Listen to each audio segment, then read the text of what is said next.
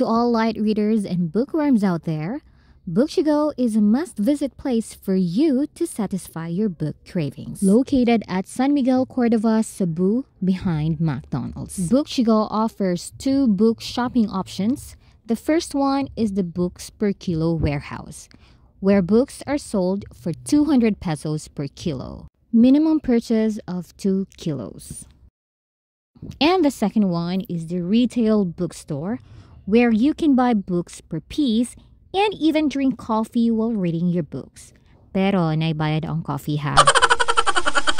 And here I am being amazed and super happy. There are so many books to choose from. Makalibog yun siya. Actually, di man ko bookworm, but somehow I love reading books kana if di ko magtinapol o basa. Oh no! Mas bet na ko diri sa Retail Bookstore kay air condition man good. There are more books upstairs pwede ay. O diba makahappy gyud? Na-happy man gani ko nga di kayo ko tantong tigbasa? How much more sa mga book lovers, diba? This place is absolutely haven for them. The next day, akong gidala akong mga kiddos diri. Agoy, lahi man ang gipangita sa akong anak. Murag di ta ka kita si mong gipangita diri dong. Find another book na lang kuya. And then they went upstairs kay medyo na-curious gid sila kung unsay naa sa taas.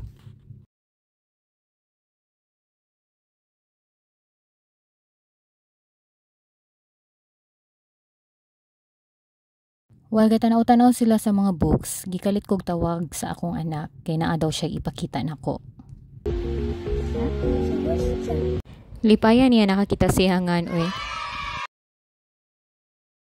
I want my kids to really love reading books. Kaya medyo tapulan gid ang inahan mo basa og libro and I don't want them to do the same. And then gitagaan ako sila freedom to choose kung unsa nga books ilahang ganahan. Nakabudol gid sila, pero happy ra pud ang inahan. Happy reading!